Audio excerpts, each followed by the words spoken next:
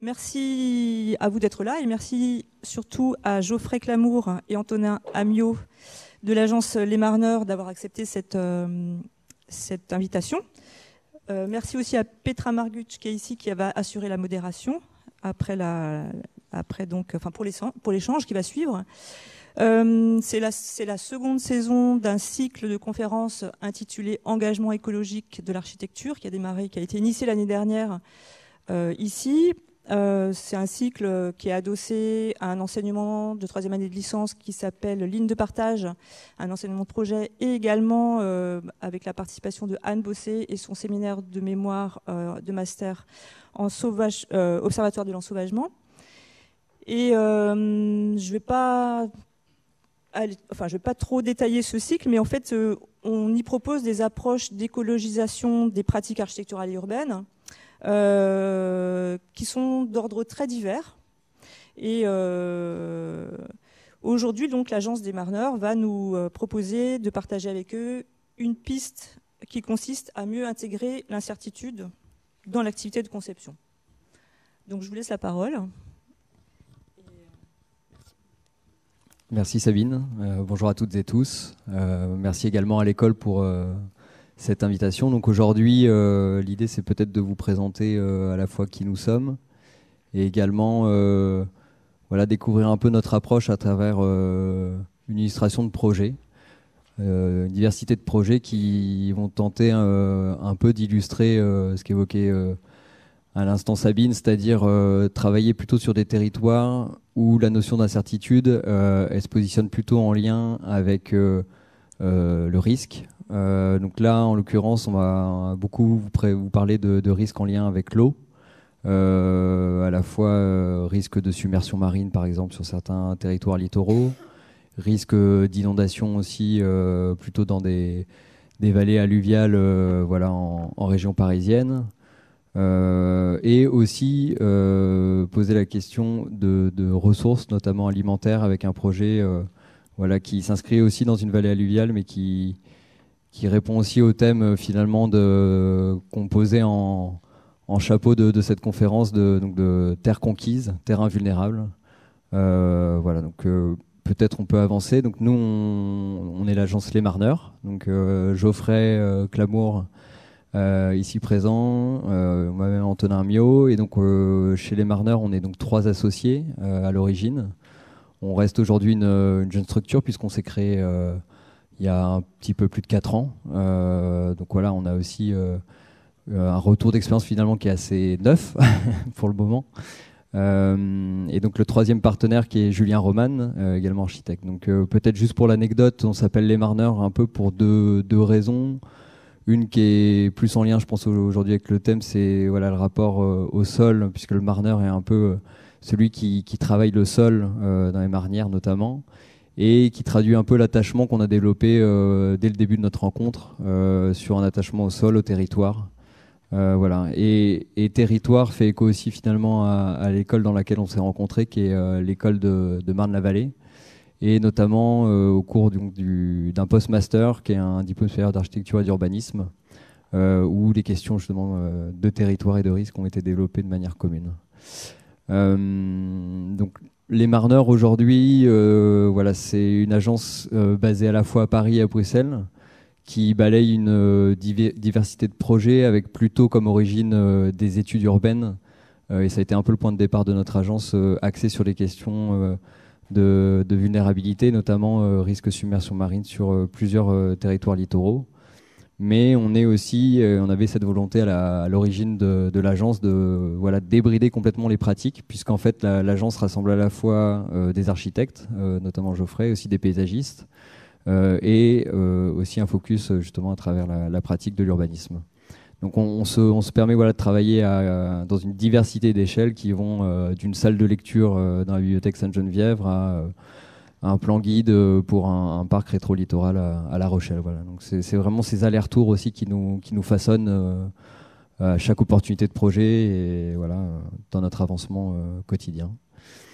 Plus particulièrement, ce qui nous a un peu défini au fur et à mesure et peut-être au fil des commandes aussi qu'on a qu'on a pu atteindre finalement avec notre jeune expérience, c'était avant tout des commandes plutôt en lien avec les risques justement. Donc une première commande à La Rochelle.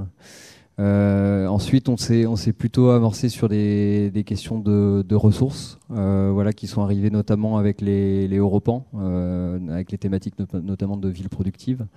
Donc c'est aussi ça qui nous a amené à nous poser des questions à la fois sur ok, on subit le risque, mais en amont, essayons de penser différemment la façon de construire les choses, de réorganiser les territoires en prenant davantage en compte ces questions de ressources. Je pense qu'aujourd'hui, c'est quelque chose qui est largement développé au sein des écoles. Et puis le troisième facteur, c'était finalement comment on parle de ces éléments qui sont très techniques, enfin qui peuvent paraître très techniques, notamment quand on parle de risque ou de ressources, et comment on raccroche finalement les différents acteurs qu'on rencontre dans nos projets, que ce soit les politiques, les techniciens, etc., à travers cette notion de mise en récit. Qui donne voilà, une destination, qui donne du plaisir, qui permet de maintenir en qualité aussi les projets qu'on développe. Donc voilà, cette question du récit, c'est quelque chose d'assez important. Il se traduit, alors quand on parle de récit, c'est récit dessiné énormément. Voilà, c'est un médium qu'on utilise énormément parce que Julien notamment, donc, qui n'est pas là aujourd'hui, aime bien dessiner. Et voilà. Donc il y avait une série de questionnements là qui un peu bruts comme ça qu'on souhaitait poser, mais qui sont en fait un peu des questions qui préfigurent les projets qu'on va vous présenter juste après. Plus largement, en fait, dans les projets qu'on va vous présenter, il y en a certains qui continuent à développer la question de construire en territoire vulnérable. Donc on a notamment le projet de Cherbourg. D'autres en fait qui ont déjà subi des risques. Je pense notamment à celui de La Rochelle, où on est sur un territoire qui a connu une grosse tempête en 2010, qui est la tempête Xynthia, où là on a eu vraiment un processus de déconstruction et de restauration du coup de certains milieux, et aussi du coup de recul de certaines activités et d'installations humaines. Et derrière ces questions aussi se pose voilà, l'approche donc on parle de résilience, mais nous on parle plutôt d'adaptation, adaptation de ces territoires, adaptation du patrimoine bâti, etc., des infrastructures. Et enfin la question temporelle évidemment se pose sans cesse, puisqu'en fait à la fois par le prisme changement climatique, on voit qu'on est sur quelque chose qui est tout le temps mouvant. Les référentiels sur lesquels on se base ne font qu'évoluer en permanence. Les rapports du GIEC se succèdent, et au cours de nos études, là, notamment on en reparlera tout à l'heure, on a eu 2 rapports de GIEC au cours de cette étude, avec du coup des changements de valeurs et de référentiels qui ont complètement perturbé l'approche qu'on avait développée dans l'étude, quoi. Et donc ce rapport au temps, il nous rend aussi quelque part un peu... comment on pourrait dire ça, mais plus fragile en tout cas, et voilà, nous impose de trouver des formes de réversibilité, d'adaptabilité, quoi. Et peut-être dire que bonjour à tous, et puis merci encore pour l'invitation, on est très, très content d'être là. On a voulu aussi remettre ces questions comme ça au tout début, qui paraissent un peu naïves et un peu simples, mais c'est aussi parce qu'on s'en est rendu compte aussi en faisant d'autres conférences, en ramenant la question de l'aménagement sur les questions de vulnérabilité, de résilience et de changement climatique, c'est que ça pose aussi une question d'éthique qui est en train d'évoluer et qui se pose beaucoup dans les écoles d'architecture. Donc, nous, en gros, là, on est diplômés depuis un peu plus de 10 ans, 12 ans. Et aujourd'hui, dans les écoles d'architecture, on se pose aussi de plus en plus la question, mais est-ce qu'il faut construire avec les étudiants en fonction des commandes, des sites, et voilà. Donc c'est plus seulement comment construire, mais faut-il construire, et nous, on n'a pas de posture, on va dire, figée, mais en tout cas, voilà, cette question des risques nous amène aussi à nous poser des questions qui sont peut-être un peu antinomiques avec ce qu'on pourrait s'imaginer être le rôle de l'architecte, qui est là pour construire. Donc on va commencer par le projet de Cherbourg. donc qui était une de nos quasi premières commandes au moment de la création des Marneurs. Donc peut-être on a un peu des familles de projets là qu'on va vous présenter ce soir. Celui-ci s'inscrit plutôt dans la famille donc ce qu'on appelle les études urbaines, études territoriales, avec la spécificité où on est sur un territoire qui est suréquipé pour résister, puisqu'en fait on est, donc je ne sais pas si certains d'entre vous connaissent cette portion du Cotentin, donc on est à Cherbourg en Cotentin, extrémité nord de cette péninsule, qui dans son histoire, dans son développement en tout cas maritime et militaire aujourd'hui, c'est surprotégé par rapport au risque marin et notamment donc de submersion, avec en construisant en fait une des plus grandes rades d'Europe aujourd'hui, qui est un système de double digue aujourd'hui qui évite finalement une entrée trop brutale de la mer sur cette ville et sur le port.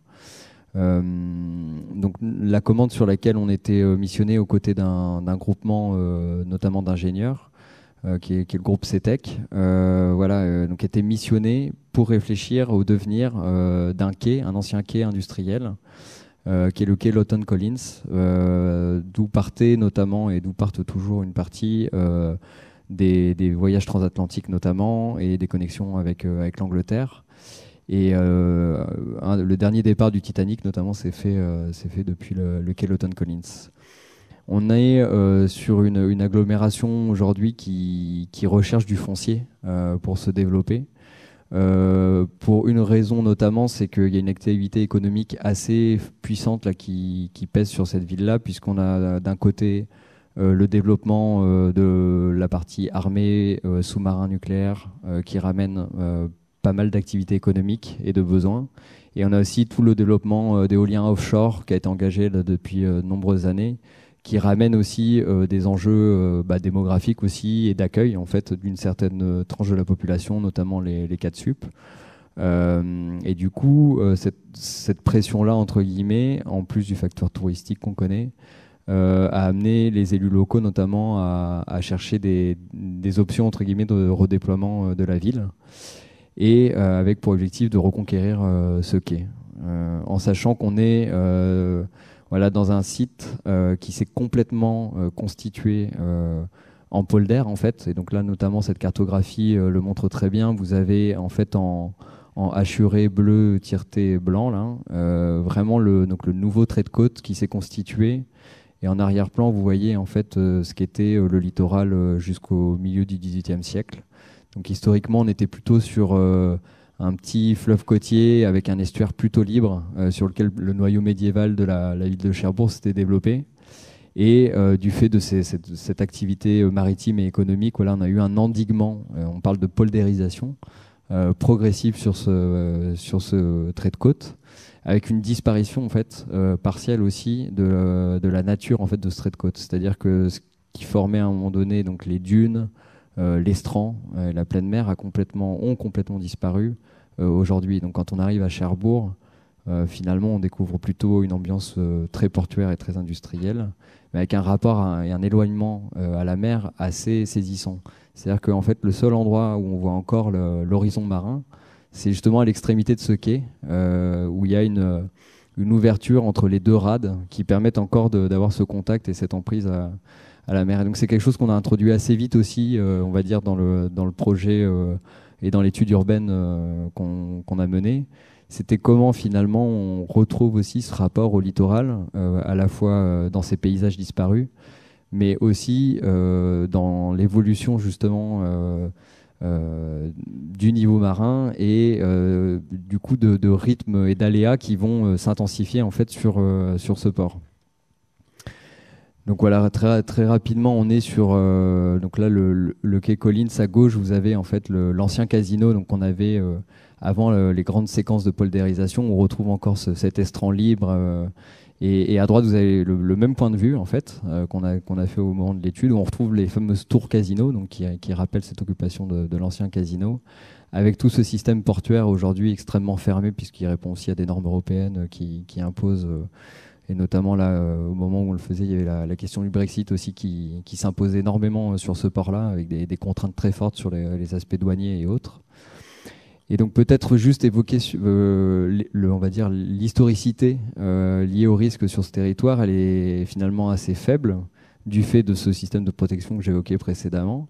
Et on est aujourd'hui sur un risque finalement qui est extrêmement minimisé, puisqu'on a des systèmes un peu de submersion comme ça, de rehaussement du plan d'eau au niveau des bassins portuaires, qui viennent juste submerger de manière un peu à la vénitienne. On a très vite d'ailleurs comparé le type d'aléa et qualifié le type d'aléa à ce qui pouvait se passer et ce qu'on connaît aujourd'hui à Venise, mais avec à terme une augmentation en fait de la fréquence et surtout des niveaux d'eau.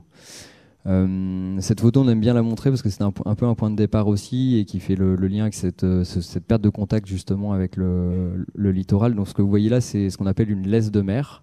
Donc la laisse de mer, c'est vraiment ce qui est laissé à chaque marée en fait. Donc on le voit beaucoup plus facilement sur les plages en général, ces grandes lanières d'algues, etc. Et en fait, les laisses de mer sont des repères en soi, justement, des coefficients de marée, du cycle des marées d'une manière générale. Et donc se poser la question à un moment donné de aussi garder finalement cette lecture-là du rythme et pouvoir retrouver des laisses de mer aussi sur les espaces publics du quai. Voilà, je passe du coq à l'âne, mais très volontairement, on met en parallèle. Donc, ce que vous voyez, c'était le tableau de l'avant-dernier rapport du GIEC. Donc, le diagramme là que vous voyez en exponentiel. Donc, vous avez en gros 3 scénarios. Donc, on parle du RCP. Et donc, le scénario le plus pessimiste est évidemment celui où on a une accélération et une élévation donc sur la couleur rouge là que vous voyez sur le diagramme. Et donc on s'était basé à l'époque de l'étude, donc en 2018, sur ce référentiel-là. Et déjà à l'époque, on voyait que finalement l'événement connu qui faisait référence, donc qui a une période de retour de 1 sur 100, donc on parle d'épisode centenal, allait d'ici 2070 à peu près se répéter 2 fois par mois. Et donc c'est vraiment cette accélération-là qu'on a mis en avant. Et donc là, je fais aussi une petite parenthèse, c'est là où c'est devenu intéressant aussi pour nous. On s'est rendu compte que finalement la question du risque, pendant longtemps, elle a été traitée de manière très technique par des ingénieurs. Et là, c'était un peu une première pour nous, en tant que concepteurs aussi, de nous confronter à ces tableaux Excel, finalement, qui sont de la donnée très brute, et essayer de la retranscrire justement dans le temps et dans l'espace surtout. Auprès des différents partenaires et décideurs qu'on avait sur ce projet-là. Donc voilà, le monument de la Partisane, notamment à Venise, faisait partie des références qu'on évoquait assez régulièrement avec eux, et peut-être un autre projet aussi qui était celui de Bremerhaven en Allemagne, où là il y a eu une vraie façon assumée, si vous voulez, de faire revenir la mer et les niveaux marins dans l'espace public pour créer une vraie scénographie. Donc peut-être juste pour rentrer un peu plus dans la façon dont on a travaillé la programmation pour cette étude urbaine. On s'est énormément appuyé, évidemment, vous l'aurez compris, sur ce littoral disparu pour finalement accompagner la reprogrammation de ce quai. Puisqu'en fait, on a vu dans la morphologie de ce quai, c'était un peu l'opportunité de retrouver les 3 séquences disparues, c'est-à-dire à la fois le système dunaire, donc qu'on devine sur la rive droite là, de la Divette, donc le petit fleuve côtier, retrouver la séquence de l'Estran et ensuite retrouver la séquence de la pleine mer. Et en fait, c'était un dispositif assez facile aussi pour les élus locaux de s'emparer vraiment de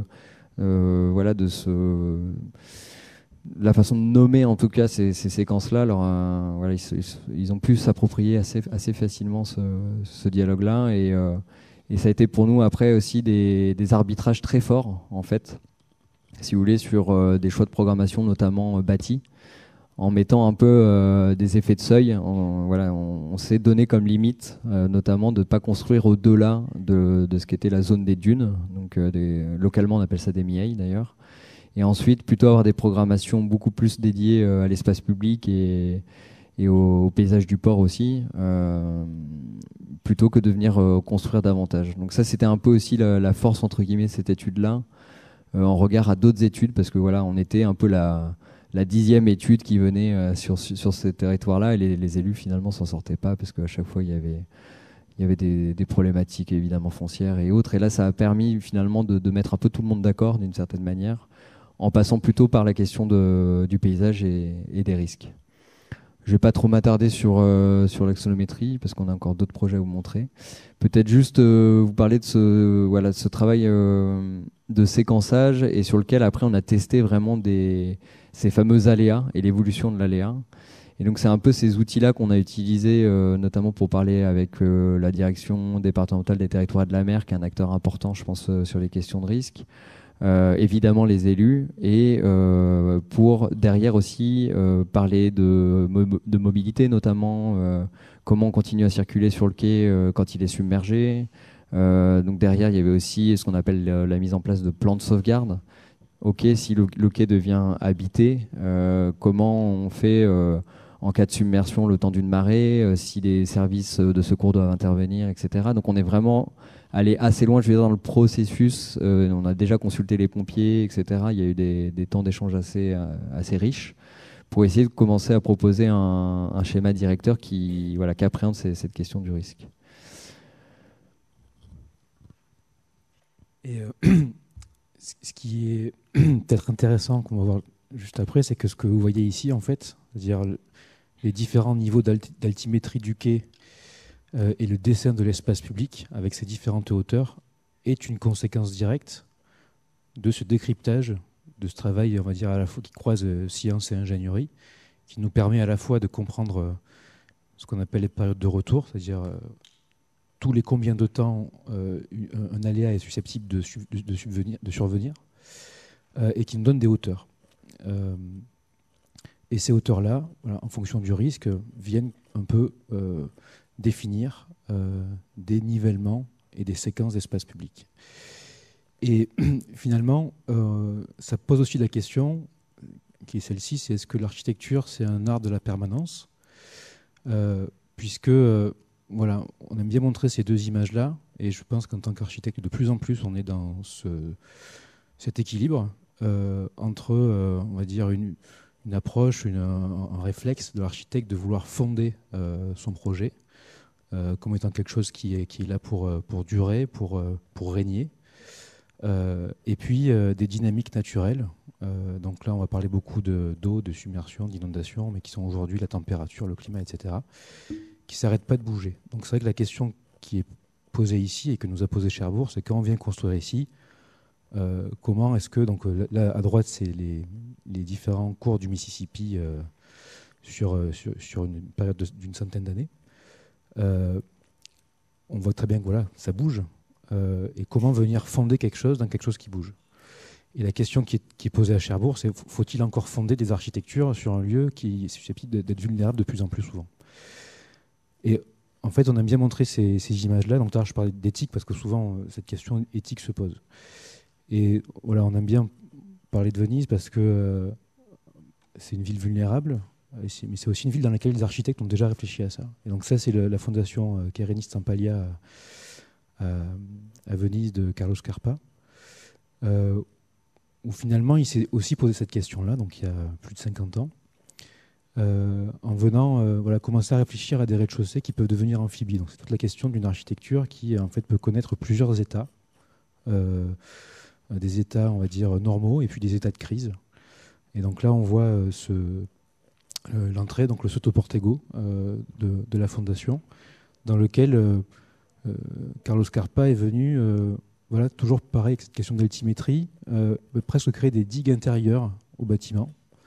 Et ces digues, elles viennent protéger l'ensemble des usages du rez-de-chaussée jusqu'à une certaine hauteur, au-delà de laquelle, quand on a une aqualta qui est un petit peu trop haute, mais qui arrive assez peu souvent finalement, les digues lâchent et on laisse rentrer l'eau dans le bâtiment.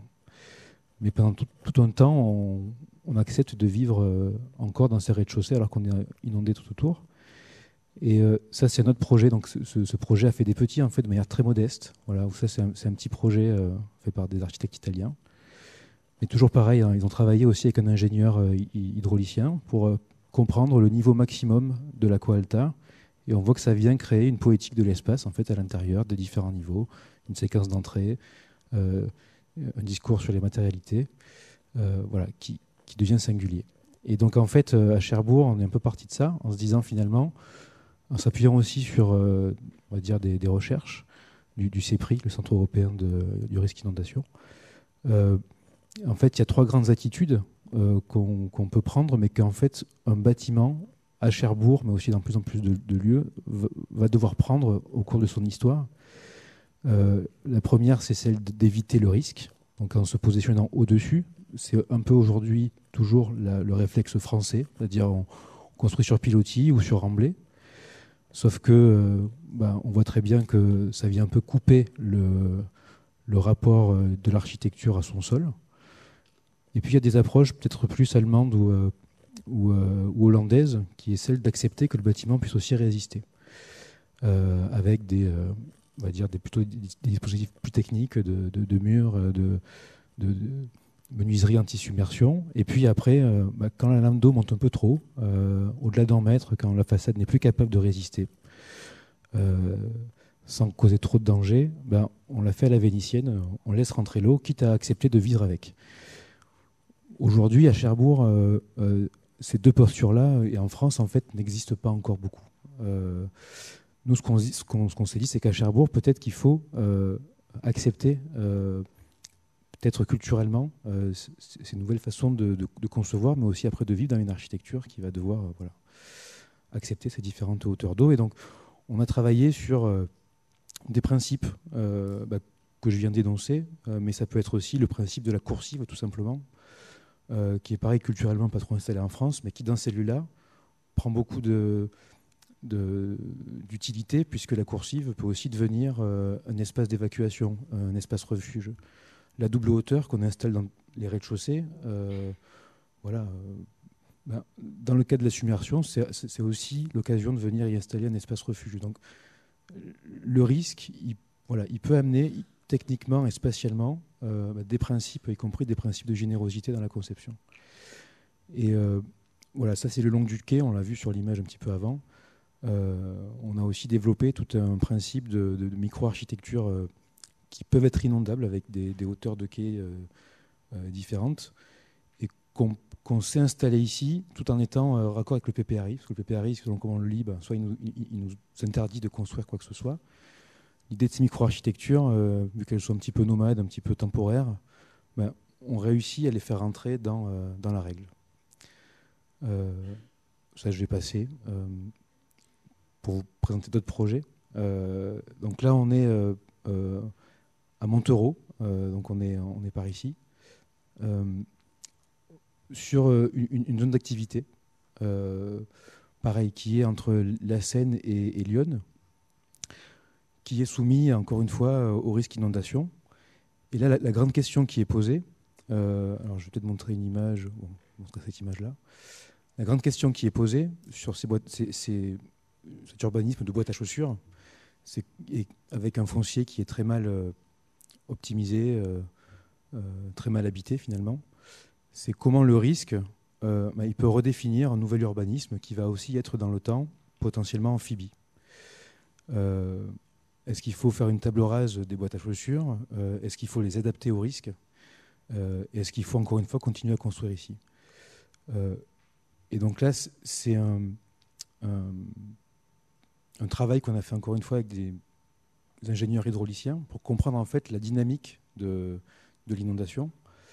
Et ce qui est intéressant, c'est que ça ramène encore une fois la temporalité.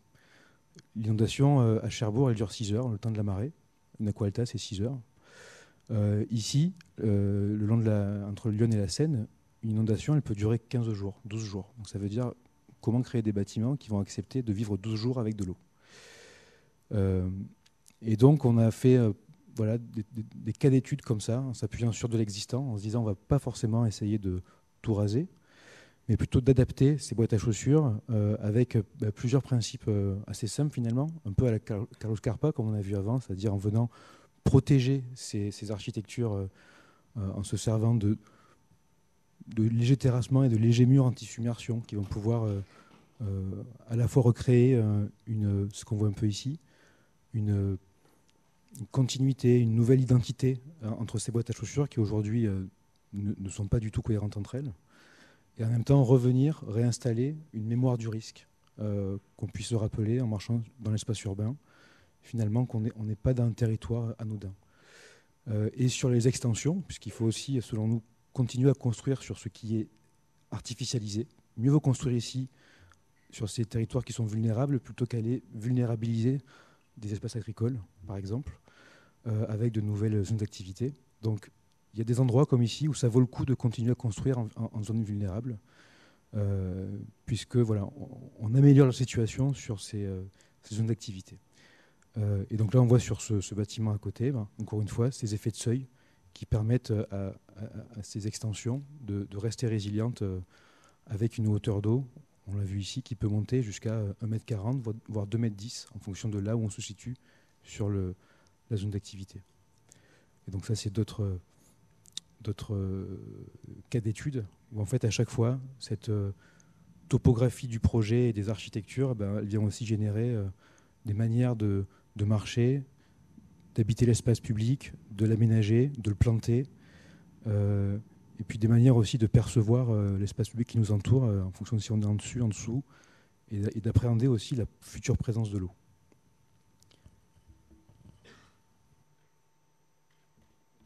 Pour rester toujours dans ces approches à grande échelle, on a également travaillé sur, cette fois-ci, un territoire qui a été très fortement impacté donc je l'évoquais tout à l'heure, par la tempête Xynthia en 2010. Et pourquoi ? Parce qu'en fait, on est sur une portion du littoral atlantique, pour ceux qui connaissent un peu La Rochelle, l'île d'Oléron, donc toute ces séquences-là, jusqu'à la baie de l'Aiguillon. On est sur un littoral qui est caractérisé par une série d'échancrures, en fait, qui sont ce qu'on appelle des marais rétrolittoraux, qui sont pour la plupart situés sous le niveau de la mer actuelle, et qui sont d'autant plus vulnérables au regard des évolutions à venir, en fait, de ce niveau-là, et de l'accélération aussi, donc on en a déjà un peu parlé avant, des aléas.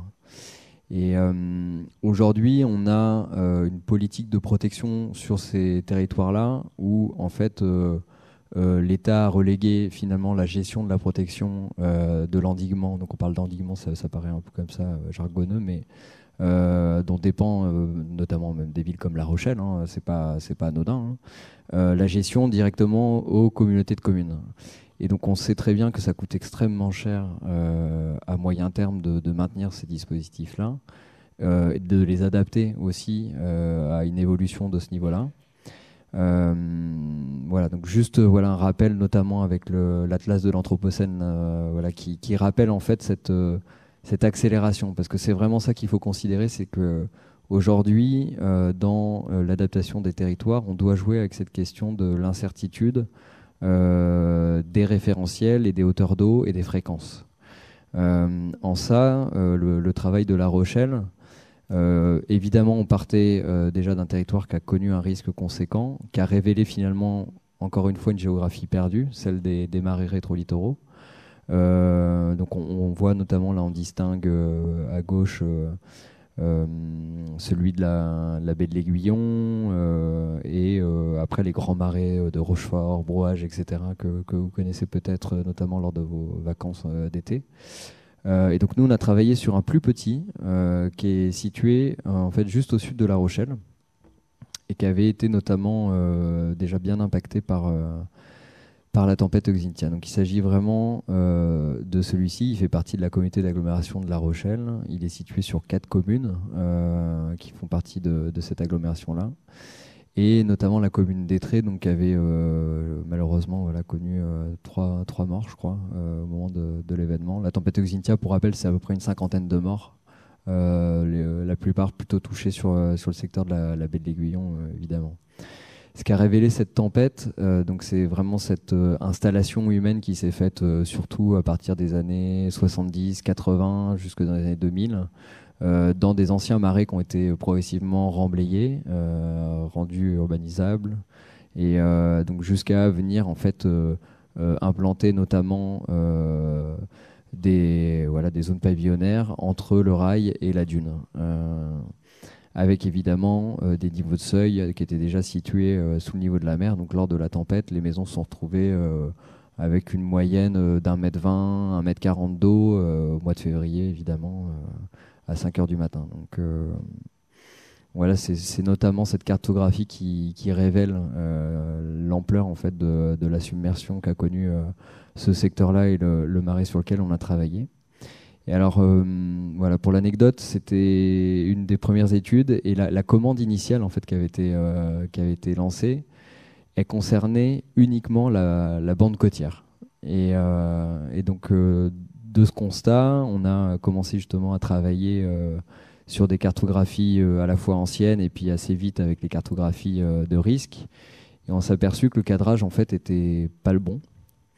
Et on a réussi progressivement à amener donc la communauté de communes à revoir le cadrage de l'étude et notamment à inclure une 4e commune qui est la commune de la Jarne, qui est située à l'amont en fait, de ce marais rétro-littoral et finalement avoir une proposition qui est beaucoup plus cohérente à la fois avec, donc on parle de géomorphologie et de géographie et aussi d'hydraulique du coup pour ce marais-là. Et donc, en recréant ce nouveau cadrage, on a finalement instauré aussi, quelque part, les prémices d'un plan guide. Donc, bon, je ne vous apprends pas ce qu'est un plan guide en étant sur l'île de Nantes, je pense. Avec cette particularité où là, on est sur un plan guide plutôt en zone rurale et avec une complexité d'acteurs, puisque ce plan guide rassemble à la fois des acteurs du monde de la mer, notamment les ostréiculteurs, et aussi ceux plutôt du monde agricole, où on a encore dans ces secteurs-là une grosse production céréalière notamment. Et donc tout l'enjeu finalement de ce recadrage de ce territoire-là, c'était de rassembler finalement des acteurs qui, à la base, cohabitent pas très très bien, parce que évidemment l'eau qui traverse ce marais-là, et notamment les systèmes agricoles, se retrouve ensuite au niveau des zones d'exploitation des ostréiculteurs. Et donc ça permettait aussi de trouver un peu un pont commun entre ces différents partenaires. Au-delà de la question productive, il y avait aussi un enjeu, je pense, pour la ville de La Rochelle, de décentrer finalement le tourisme aujourd'hui, qui est très lié à son patrimoine.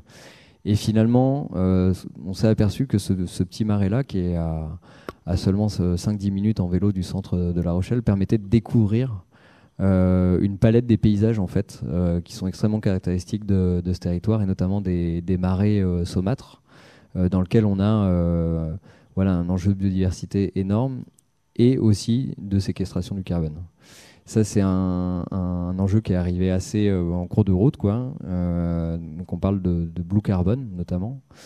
Et c'est vrai qu'on s'est rendu compte que les zones humides rétro-littorales, donc, qui constituent les marais, là, sont extrêmement plus puissantes en termes de séquestration que peut l'être une forêt, par exemple. Et donc là, aujourd'hui, il y a pas mal de sujets de recherche, notamment, qui sont portés par le LIENS, donc, qui est à l'université rochelaise, donc, qui travaille en ce moment notamment sur ces zones de marais dans la baie de l'Aiguillon, sur les capacités assez surprenantes de ces écosystèmes-là, qui ont été fortement endommagés, notamment, on va dire, jusque dans les années 2000, notamment par l'agriculture. Donc je passe rapidement, parce que je vois le temps qui passe, et pour pas trop vous endormir non plus. Voilà, donc l'idée du plan guide, c'était de travailler à la fois à l'échelle macro, comme vous avez pu le voir, et ensuite de descendre dans les échelles, et de proposer à chaque fois des outils, on peut parler de fiches actions, où on projetait un peu la transformation de ces séquences territoriales, où certaines avaient été aussi fortement remaniées, puisqu'en fait on a eu une série de classements, donc de zones de solidarité, où on venait déconstruire tout un quartier. Et donc se poser la question de la reconversion, de la reconquête, évidemment aussi. Voilà, je passe rapidement parce que je vois le temps qui file.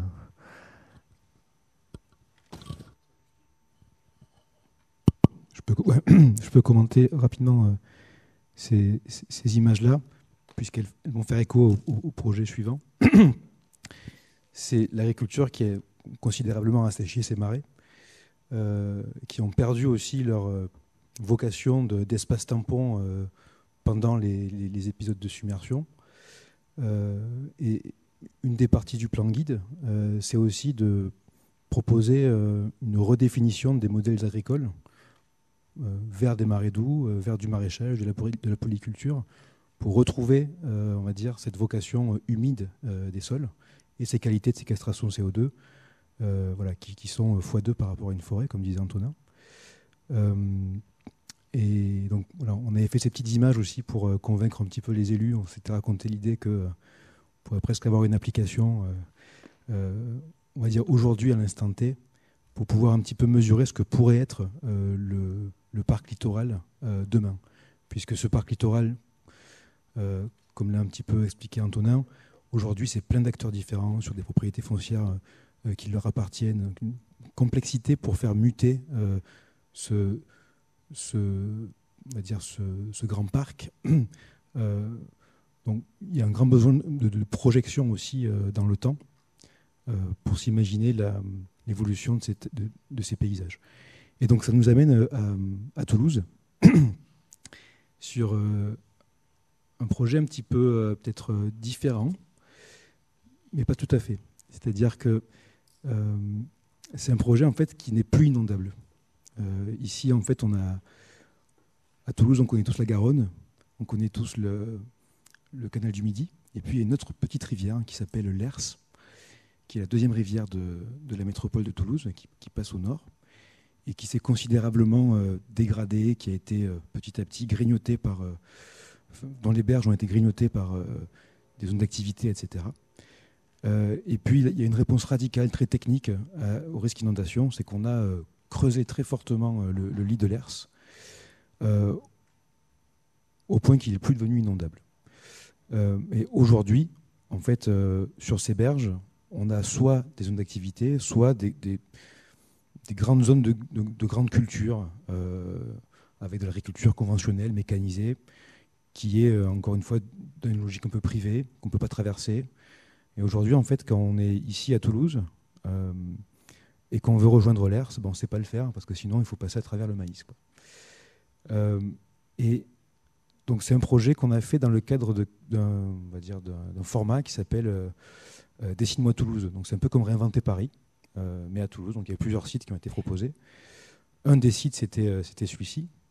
Donc, on va dire, un ténement agricole qui est un des derniers de la métropole, enfin de Toulouse, on va dire, et sur lequel il fallait trouver, la métropole voulait trouver un peu un modèle économique, un sens d'aménagement, une idée d'aménagement dans ce lieu qui est aujourd'hui une grande terre agricole qui est un petit peu privatisée, sans usage, non valorisée. Et pour trouver une réponse, c'est là où c'est intéressant, c'est avec cette idée un peu de reconquête.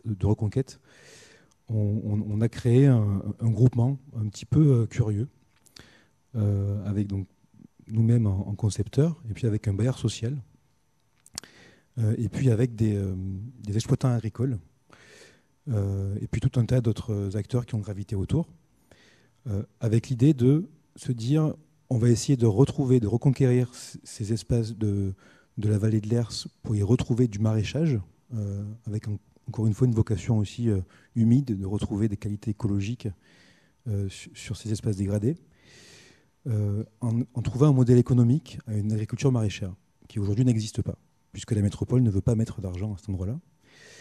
Et donc ce qui a été trouvé, l'idée originale, c'est de se dire, en fait, juste à côté, on a quelques parcelles qui sont urbanisables, juste ici, sur lesquelles on ne sait pas trop quoi mettre. Et donc, avec le bailleur, l'idée, c'est de construire des logements qui sont des logements dédiés aux maraîchers, proches de ces futures terres maraîchères, avec l'idée que la marge que va pouvoir se faire le bailleur social va être réinvestie dans l'aménagement de l'agriparc.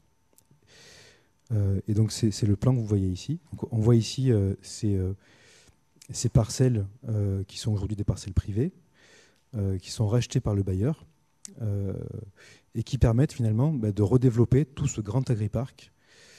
Et qu'est-ce qui différencie finalement un champ agricole d'un agriparc? C'est la question de l'espace public et de sa traversabilité.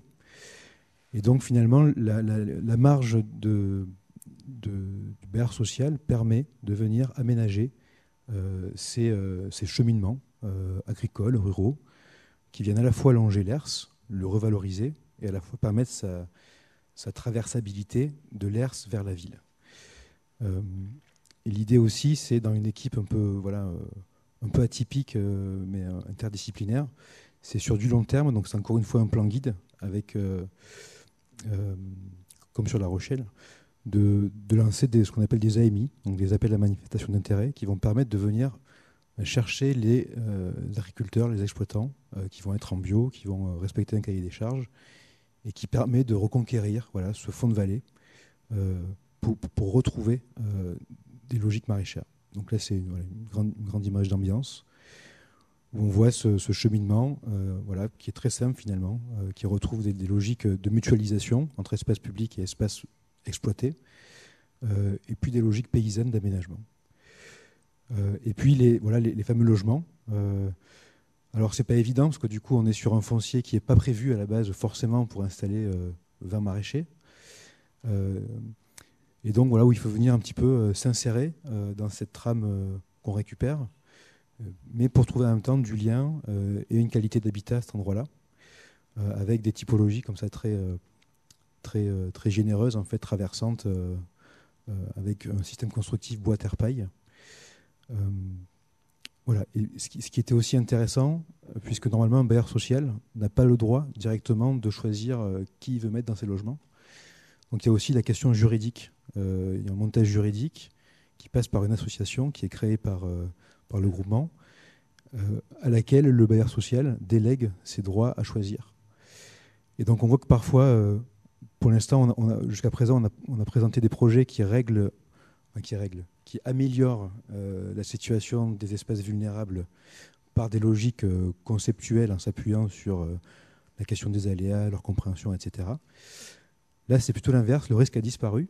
Mais par contre, pour retrouver un schéma, une cohérence urbaine, territoriale, etc., c'est par le modèle économique et le jeu d'acteurs.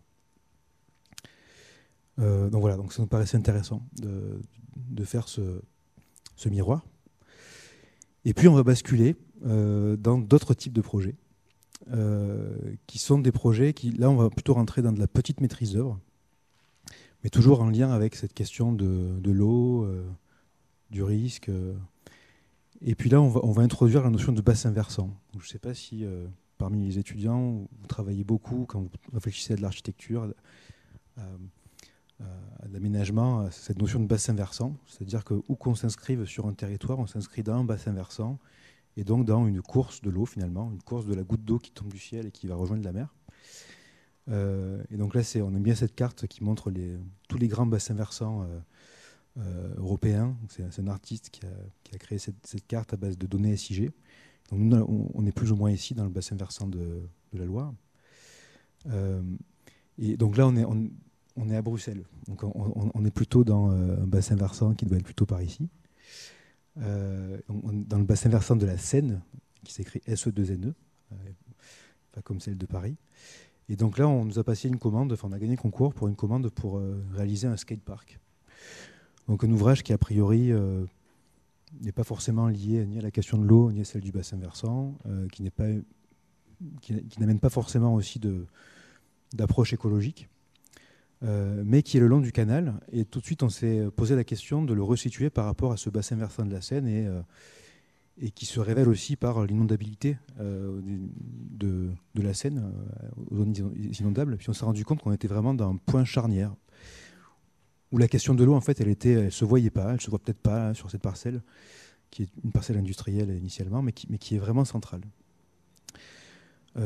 Donc l'idée, voilà, on est venu s'insérer dans un projet par ailleurs qu'on ne va pas décrire, mais qui est super intéressant, qui est développé par des architectes qui s'appellent 51-4E ici, qui est un projet de recyclerie urbaine, dans laquelle l'idée c'est de dire, pour venir trier ses déchets mieux, il faut y installer de l'espace public.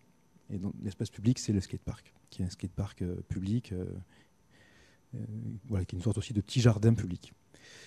Ce qu'on a voulu faire, on est aussi associé à un paysagiste et skater super connu dans le monde du skate qui s'appelle Jane Sario, qui est un Finlandais. Et donc on s'est dit, on va essayer de trouver la logique qui va faire le lien entre à la fois la question du recyclage, puisqu'on est en fait dans une recyclerie, la question de l'eau et du parcours de l'eau, et puis aussi du traitement de l'eau finalement, et puis la question du skate. Et puis on est parti un peu dans l'histoire du skate et on s'est rendu compte qu'elle vient en fait de l'eau. Le skate, c'est en fait un détournement des grands ouvrages aux États-Unis, des grands ouvrages de reconduction des eaux pluviales en fait pendant les tempêtes. Et puis aussi, c'est aussi en Californie où les skateurs finalement c'était des surfeurs qui skataient dans leur piscine qui était vide. Donc on est parti de ça et puis on s'est aussi rendu compte que notre ami Jane, lui aussi, c'était un peu son rêve de construire un peu un skate park en forme de méandre. Mais il n'a pas réussi à le faire jusqu'ici. Et donc on a essayé de réinstaller cette logique à Bruxelles. Et donc là, l'idée, elle est double. C'est de se dire que on va dire l'image de l'eau qui coule, elle vient générer en fait un parcours skatable qui est celui d'un snake run, qui est un ouvrage que les skateurs appellent le snake run, qui vient rappeler un peu cette présence de l'eau. Donc le site, il est haut ici, il est bas ici, donc qui descend le long du site. Ça, c'est un peu l'image philosophique, mais qui permet aussi de recréer ce qu'on voit ici, qui sont des jardins de pluie, et qui permettent en fait de garder à la parcelle et d'infiltrer à la parcelle les grandes pluies, y compris jusqu'à des pluies de 20 ans, 50 ans, et de ne pas les relâcher dans le canal, qui en fait est très vite saturé en cas de pluie. Donc c'est à notre petite échelle, c'est rappeler l'histoire du bassin versant, mais aussi contribuer à alléger l'eau qu'on renvoie dans le canal, et en même temps recréer un paysage, puisque finalement quand il y a de l'eau, il y a du paysage, à travers des jardins secs, des jardins humides, et puis voilà, de recréer un peu ce paysage qui est en fait complètement singulier pour un skatepark, qui est souvent un espace qui est très, très minéralisé. Donc derrière, vous voyez la grande halle qui est mise en œuvre par 51-4E, sous laquelle on vient s'inscrire.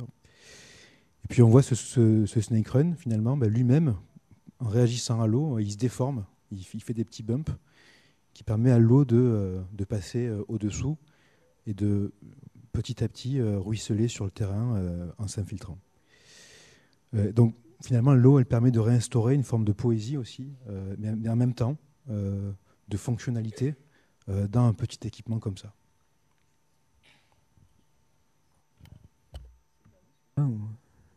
Ouais, c'est le dernier. Peut-être celui-ci, en fait, voilà, c'est un projet donc à Amiens qui fait la couverture là de la conf. Peut-être juste une parenthèse, c'est vrai que en tant que jeune agence, on a un peu la frustration aussi de voilà, le temps des projets, il est long.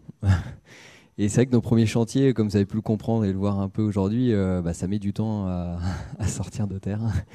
Et donc on se permet aussi de temps en temps d'aller chercher des interventions qui sont activables plus rapidement, notamment. Donc là, c'était dans le cadre des festivals des jardins à Amiens. Donc chaque année, il y a entre guillemets un appel à candidature auquel à la fois étudiants et puis jeunes bureaux et artistes, plasticiens ou autres peuvent répondre. Et donc là, c'était aussi un peu dans cette période où on n'était pas frustré, mais voilà, un peu impatient de faire du chantier, suivre du chantier.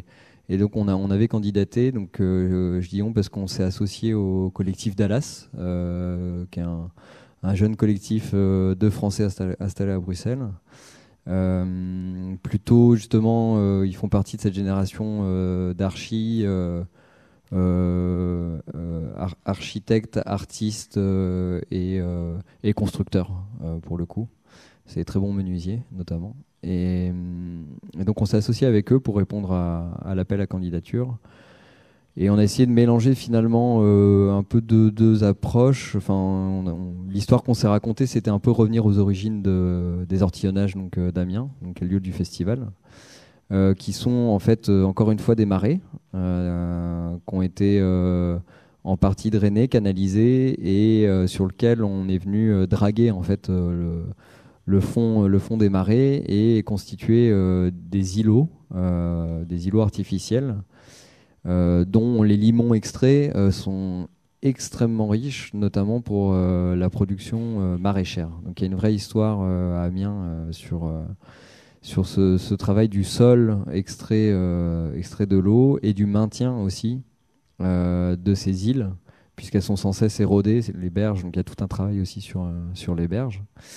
Et donc nous, avec le collectif Dallas, on s'est un peu posé plutôt la question d'un processus, plutôt que de faire une installation pérenne et figée. C'était plutôt de développer un outil, donc qui est une cale, et dans la continuité de cette cale, plutôt déployer les prémices d'un jardin qui raconterait un peu l'histoire de l'érosion aussi des îles, finalement, quand elles sont abandonnées et que la pratique du maraîchage n'est plus là. Et donc ça a donné naissance au projet de la cale qui vient s'installer sur 2 îles, donc là qui vit sa 2e saison du festival. On n'y est pas retourné cette année d'ailleurs, mais peut-être qu'on y passera avant la fin. Et avec l'idée d'avoir une cale qui s'élance en fait depuis la lame d'eau du marais et qui ensuite nous amène le visiteur plutôt vers un premier monticule qui est un grand tas de vases en fait qui a été banché. Il y a à peu près 16 à 20 mètres cubes à peu près de vases, donc ça a été quand même aussi à la fois sportif pour nous parce que du coup on a réalisé le chantier aussi, donc c'était aussi un plaisir là-dessus et sur lequel on est venu installer un jardin et séquencer ensuite le reste des îles, quoi. Voilà, je m'étale pas plus, mais voilà, il y avait deux inspirations, à la fois la question de la cale et du tumulus qui ont évidemment guidé notre travail et voilà ce travail de la cale et du mur banché qui petit à petit se désagrège. Alors c'est assez surprenant parce que la vase elle est devenue extrêmement dure et maintenant il y a même des visiteurs qui viennent, c'est assez rigolo, graver des cœurs. Enfin, plein de choses, quoi. Et voilà, et on a un jardin comme ça qui se développe progressivement. Et peut-être juste vous montrer encore 2 images. En fait, à travers ce projet, finalement, qui raconte un petit peu l'histoire d'une conquête, qui est celle d'espaces immergés sur des espaces submergés. Le projet d'avant, c'était aussi une histoire de l'écoulement de l'eau, finalement. On a vu plus tôt, mais tu l'as pas développé. On pourra le remontrer après, les arbres bleus qui sont à La Rochelle, ces arbres sur lesquels Antonin est allé peindre les hauteurs d'eau attendues en 2100 pour aussi raconter l'histoire de l'aléa qui vient. Voilà, on a plusieurs installations comme ça. Il y en a une qu'on n'a pas montrée, qui est le ballon carbone, mais sont des petites installations pour faire de la médiation autour aussi de choses qu'on ne voit pas forcément, qu'on ne voit plus ou qu'on ne voit pas encore. Et voilà, on a fait cette petite carte-là. On avait fait la même pour une conférence à Caen. Donc là, vous reconnaissez l'île de Nantes. Où voilà, on a fait ça et ça. On l'a fait à Caen, c'est-à-dire de redessiner la carte de l'aléa, de l'inondation, connue. Donc là, c'est celle que vous voyez en rouge, qui est l'inondation de 1910. Et en essayant d'aller repérer sur les limites de cet aléa, les niveaux d'eau qui ont été mesurés. Et notamment en s'appuyant sur des vieilles cartes postales, notamment, ça n'a pas marché, notamment les 3 que vous voyez ici, et puis on en fait des pochoirs, c'est-à-dire on prend une carte, je vais y arriver, j'aurais pas dû faire ça, alors je vais switcher, ça va venir.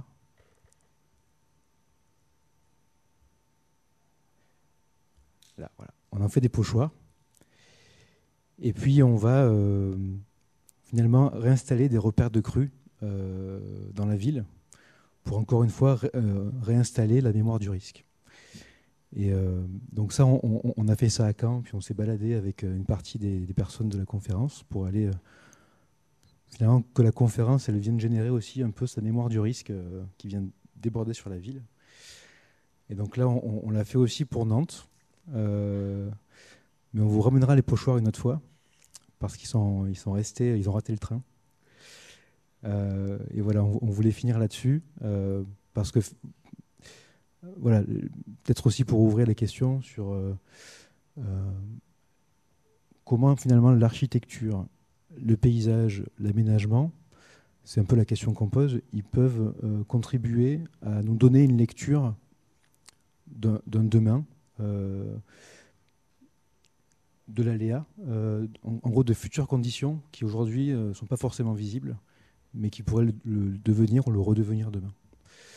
Voilà, et ça, je crois que c'est une partie de notre pratique, en tous les cas, à travers nos projets, qu'on a essayé de vous montrer un petit peu aujourd'hui. Voilà, j'espère que ça a été plus ou moins intéressant et clair pour tout le monde. Merci.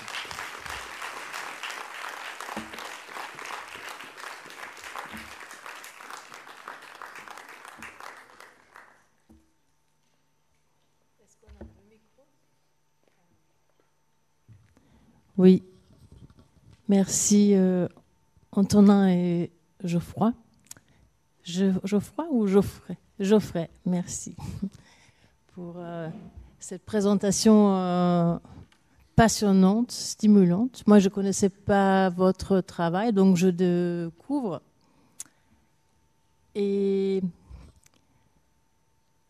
ce que je trouve particulièrement intéressant aujourd'hui, c'est votre posture de dire il y a un enjeu qu'on apprend à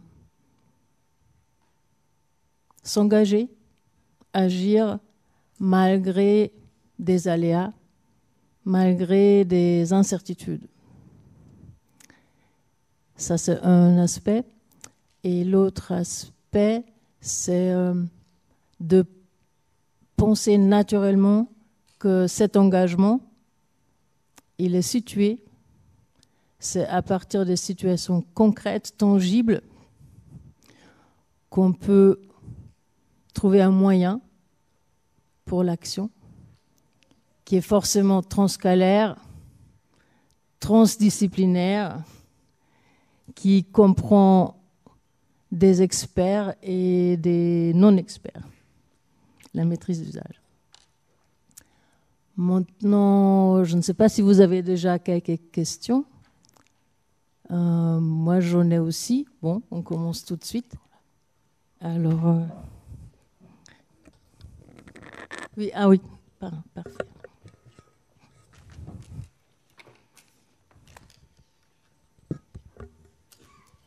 Merci.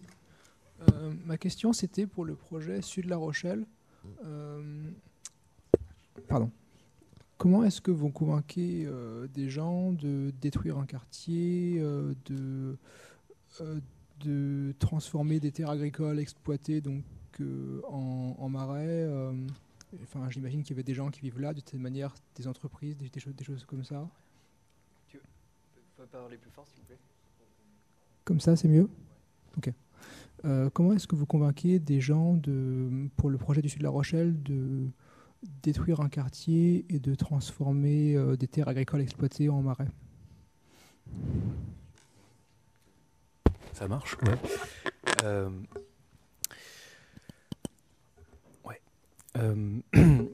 Alors, cette question on va dire, de la mutation des zones vulnérables, elle est intéressante. On peut regarder dans l'histoire très récente de La Rochelle ce qu'a un petit peu évoqué. Alors je vais remontrer une carte. Ce qu'a évoqué Antonin, c'est suite à... C'était avant ou c'était après? Non, c'est là. Voilà. Tac, tac. Voilà. Peut-être je vais montrer ça. Suite à cette tempête-là, la tempête Xynthia, ici, là, sur ce qui était avant une dune, dans les années 50-60, avaient été construits des logements secondaires de vacances qui ont été impactés. C'est là où on a enregistré des personnes blessées et puis aussi des morts. Et finalement, l'État a été contraint très rapidement, réflexe pavlovien, à classer ces zones en zones noires qui sont après devenues des zones de solidarité, et puis à tout raser. Donc là, dans ce cas-là, après la catastrophe, finalement, il n'y a même pas eu de gens à convaincre, quoi. Ça a été un geste très horizontal, quitte à perdre la mémoire du risque. Et en fait, c'est pour ça que nous, on est venu nous chercher aussi, on a répondu à un appel d'offres. C'était pour se dire, une fois qu'on a tout détruit, c'est une friche, mais on ne peut plus rien construire dessus. Qu'est-ce qu'on fait? On n'a plus de vision, en fait. Donc là, il n'y a eu personne à convaincre. Le plan guide, qu'on voit ici, justement, il sert de choses à donner une vision long terme, qui est là une vision, en fait, on ne sait pas. C'est une vision 2050, 2100, on ne sait pas quand ce plan guide sera réalisé. Mais il sert à donner une vision concertée avec les élus, avec les techniciens des différentes villes. Donc là, on a 4 villes, c'est-à-dire on a La Rochelle, La Jarne, Angoulins et Étré, à convaincre aussi les élus, d'abord, avant tout, d'être acteurs de la transformation de ce parc littoral, et donc aussi à lancer des études de maîtrise d'œuvre, à faire du rachat de foncier, etc. Ensuite, sur les terres qui sont aujourd'hui agricoles, avec de l'agriculture, on va dire, intensive, classique, il y a plusieurs choses. Il y a des agriculteurs, vu qu'autour ça s'urbanise un petit peu, que ça s'est urbanisé, que certains espaces ont été classés en zone A et qu'on a d'autres acteurs comme les ENS, donc les espaces naturels sensibles, ou le Conservatoire du littoral, qui eux aussi petit à petit, en fait, leur mission c'est de racheter des terres vulnérables pour les aménager en espaces naturels. Voilà, les agriculteurs avec, on va dire, des modèles agricoles plus vertueux. Les agriculteurs conventionnels, petit à petit, sont trop contraints et ils finissent d'eux-mêmes par partir parce qu'ils n'ont plus assez de place pour, on va dire, installer des grandes cultures. Donc, ça, c'est une chose. Ensuite, c'est une bonne question, la question que tu as posée, parce que nous, ce qu'on voulait faire dès le départ, en faisant ce plan guide, c'est aussi directement associer justement ces fameux agriculteurs on va dire classiques, pour justement comprendre un peu leurs contraintes, voir jusqu'à quel point ils étaient prêts à faire évoluer leur modèle économique, etc. Et en fait, l'agglomération n'a pas voulu. Parce que justement, ils ont eu peur qu'on leur fasse peur et que politiquement, tout de suite, ça génère des tensions. Donc aujourd'hui, on peut être critique aussi sur à la fois notre travail et sur les commandes sur lesquelles on bosse. Ce projet, en fait, il emporte la conviction de tous les élus, il l'a emporté, et en même temps, ils viennent tellement remettre en cause un grand morceau de territoire que l'agglomération ne sait pas tout à fait comment s'en saisir et comment justement aller convaincre l'agriculteur là en 2023, soit de vendre son terrain, soit de faire évoluer son modèle agricole. Et c'est pareil pour les autres agriculteurs. On a aussi proposé, on n'a pas montré tous les micro-projets qu'on propose parce qu'on aurait pu faire une conférence que sur ce projet-là en fait. Et donc voilà, donc la conviction, on l'a emportée sur une partie des acteurs de ce territoire, mais pas encore sur les propriétaires fonciers. Est-ce que ça sera en 2023 ? Est-ce que ça sera en 2024 quand le maire va décider de lancer une étude ou de racheter ou de faire racheter une partie du foncier de ces acteurs-là ? Est-ce que ça sera en 2050 ?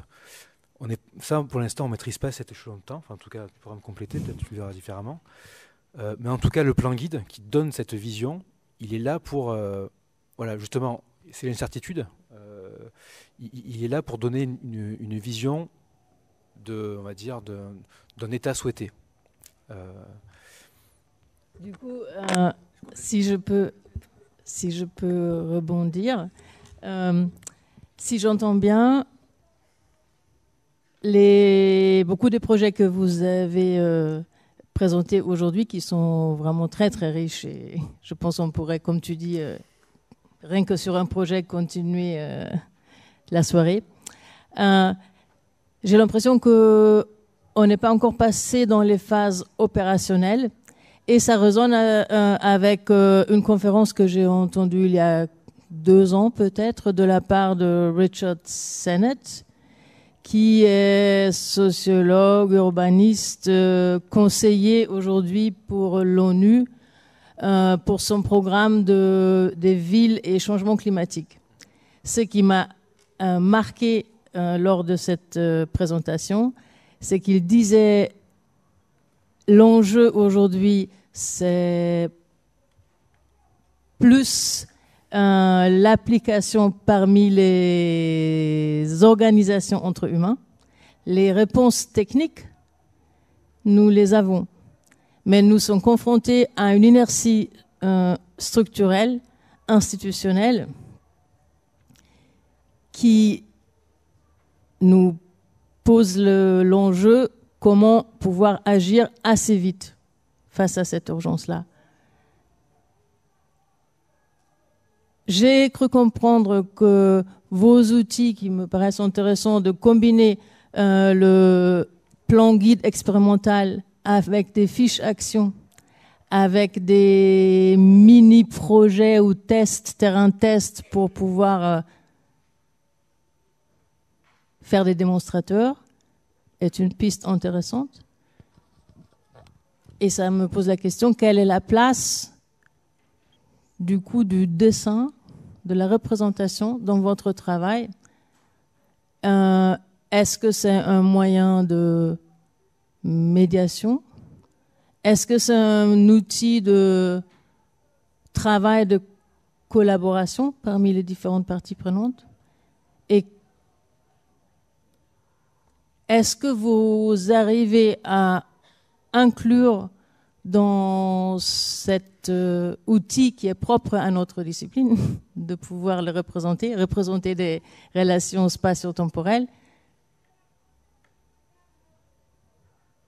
comment vous pouvez vous en saisir pour à la fois inciter à la collaboration et à l'action, tout en gardant la démarche ouverte à ce qui va advenir.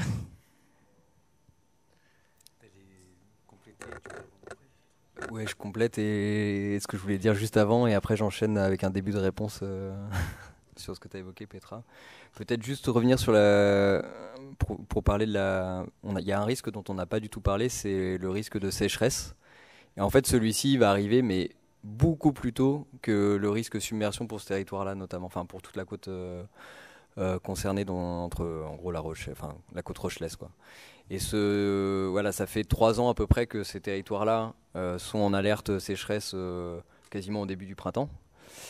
Et pour faire le lien avec la question agricole, en fait, c'est malheureusement ce prisme du risque sécheresse et de la négociation à un moment donné qui va s'arrêter en fait entre les agriculteurs et leurs demandes de subventions et sur leur demande notamment de capter dans les réserves d'eau, qui va s'imposer en fait sur le modèle, quoi. Et là en fait on y est déjà en fait sur ce secteur-là. Tous les céréaliers massiliculteurs, ils sont complètement la corde au cou sur ces questions hydrauliques, quoi, de stress hydrique, quoi. Je ferme la parenthèse risque. Et sur l'approche des outils, si je comprends bien, c'est comment le dessin, finalement, on l'utilise en fait dans ce processus-là. Moi, je dirais qu'il vient à la fois en lecture d'un territoire. Donc, on l'utilise déjà pour parler notamment de... Voilà, c'est un peu barbare comme ça, mais d'entités paysagères, de séquences paysagères, etc. Et donc ça, c'est on utilise entre guillemets des personnages qu'on va amener comme ça, qui traversent comme un voyage. Voilà, un de nos premiers projets, c'était le voyage de l'énergie qu'on avait fait ensemble, et c'était finalement un personnage qui parcourait une vallée en Normandie et qui posait des questions d'énergie. Et en fait, c'est en ça où le dessin, il est assez souple. Pour installer entre guillemets un cadre, s'attacher à des personnages et voilà. Et après en projet, je dirais qu'il est utile notamment dans des situations un peu sensibles, avec des acteurs comme on l'évoquait, hein, qui sont les agriculteurs notamment, mais pas que, à peut-être entrer plus facilement aussi dans une démarche de projet, puisque le dessin, en fait, il ne va pas figer comme peut l'être un photomontage ou une 3D, une vision de l'espace, quoi. Et donc ça, c'est vrai qu'on l'utilise beaucoup aussi, et même je pense, sur l'archi, quoi. C'est vrai que c'est quelque chose voilà, on l'utilise pas mal là-dessus. Après, je dirais que sur la façon dont on conçoit ces dessins-là, initialement, on était à trois mains. C'est-à-dire que derrière ces dessins, voilà, il y a un passage aussi entre Geoffrey, moi et ensuite Julien qui les restitue. On a un peu perdu le fil avec le rythme de l'agence aujourd'hui. on doit réinventer ça. Mais Oui. voilà. Peut-être juste pour compléter ce que disait Antonin, vraiment sur La Rochelle, alors là, on n'a pas mis les illustrations. C'est une étude qui a duré presque 2 ans, avec 3 phases. Et la première phase, les élus, justement, ils n'avaient pas du tout conscience qu'ils avaient un marais à côté de chez eux. Enfin, ils l'avaient, mais très, très vaguement, quoi. Et pendant la première phase, en fait, l'idée, c'est d'avoir ce parc. On a défini des itinéraires, et puis on a projeté une sorte de personnages fictifs qu'on a redessinés et qui se baladaient sur cet itinéraire. Sur ces itinéraires, il y en avait 3, pour justement montrer le parcours existant dans ce parc et la redécouverte de ces entités qui existent déjà un petit peu, qui sont fragmentées, mais qui existent de marais doux, de marais salants, de marais ostréicoles, etc. Et comme ça, en fait, on a fait redécouvrir aux élus l'épaisseur de leur territoire. Ils avaient un petit peu oublié ça. Et sur cette base-là, quand on a fait notre premier ou deuxième copil, donc comité de pilotage, c'est la réunion avec tous les élus, en fait, en général, on le fait en salle de réunion. Là, en fait, on l'a fait avec eux, en se baladant sur ces itinéraires qu'ils avaient un petit peu découverts avec ton dessin. Et ça a vraiment permis de les convaincre de l'importance de cette épaisseur de territoire à penser, à traiter sur du long terme. Alors qu'initialement, comme l'a dit Antonin, la question qui nous a été posée, finalement, c'était celle simplement de réfléchir aux 50 mètres du trait littoral, quoi. Peut-être on prend d'autres questions, commentaires. On va prendre tout de suite 2, 3 ensemble pour qu'il y ait plusieurs personnes qui peuvent poser des questions. S'il y a des questions ou des commentaires. Oui.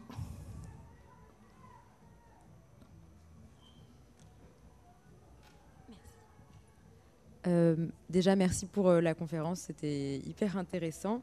Est-ce qu'il vous serait possible... Vous pouvez parler vraiment fort, parce qu'on a le bruit du concert en fond. Comme ça, c'est mieux. Est-ce qu'il vous serait possible de réexpliquer, vous aviez une carte, je crois que c'était pour Cherbourg, où vous aviez le avant-après, et j'ai pas du tout compris votre explication. C'était la même carte qu'on venait de voir, mais il y en avait deux du coup. C'était ça. Celle en bleu. C'était plus des cartographies, il y avait 2 cartes l'une à côté de l'autre, celle-ci. Est-ce que c'est possible de réexpliquer un peu vraiment à quoi ça correspond et votre processus de pensée pour ça?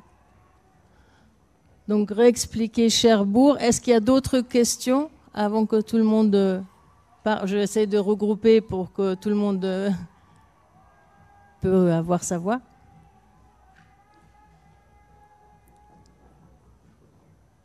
Non, bon. Tu pourrais expliquer. En gros, c'est le séquençage et le... Je réponds déjà. Peut-être juste. Moi, j'en ai encore 2. Ok. Bon, je réponds rapidement. Peut-être juste réexpliquer que cette carte-là, donc, qui est à l'échelle de tout le littoral de Cherbourg en Cotentin. En fait, sur cette cartographie-là, on a superposé de manière volontaire le pourtour du trait de côte actuel, donc, qui est celui vraiment des différentes phases d'endiguement et de poldérisation de la ville. Et on retrouve en surimpression le littoral qu'on avait jusque au XVIIIe siècle, à peu près. Donc c'est ce travail-là qu'on retrouve ensuite zoomé à gauche, là, dans la carte à gauche, où là on est plus sur le profil du quai, en surimpression ici, je ne sais pas si on voit le curseur à l'écran, sur lequel on est venu superposer ce littoral 18e. Je ne sais pas si c'est plus clair. Et c'est en fait l'identification des différentes composantes de ce littoral. Donc du bas vers le haut de l'image, on retrouve en fait ce qui correspondait historiquement aux espaces dunaires, qu'on devine notamment sur les images historiques, ici là à gauche, à l'arrière du casino là. Et la succession ensuite de l'estran et de la pleine mer. Et en fait, c'est sur l'identification en tant que telle et la superposition sur le quai qu'on a en fait pu mettre en place cette question du séquençage, qui reste un séquençage, c'est un récit en soi, quoi. Je veux dire, on n'est pas revenu au millimètre près rechercher exactement la mienne, mais si vous voulez, ça a aidé à construire en fait un récit avec notamment les élus sur ces différentes phases du quai et du risque aussi, évidemment. Oui, voilà, c'est peut-être ça qu'on peut mieux expliquer. C'est que, en gros, aujourd'hui, la grande question qui a été posée, c'est, vu qu'on est sur un quai qui va devenir vulnérable à l'horizon 2100, avec une montée du niveau de la mer de 1 mètre, faut-il encore construire sur cette partie du quai, voire sur tout le quai Et finalement, l'idée, c'est de dire, en fait, le quai, très légèrement, petit à petit, qui va vers la mer, il descend légèrement. Et donc, nous, ce qu'on a dit, c'est, en fait, on va un tout petit peu, on va dire, reniveler le quai, parce que l'idée, c'est pas de venir rajouter des déblais, des dizaines de milliers de mètres cubes de déblais pour, on va dire, créer un sol artificiel sur lequel on viendrait reconstruire de la ville. Donc à ce niveau-là, le quai il était déjà un petit peu plus haut que le reste, bizarrement plus ou moins au même niveau que les anciennes dunes, qui étaient aussi la partie du territoire la plus haute.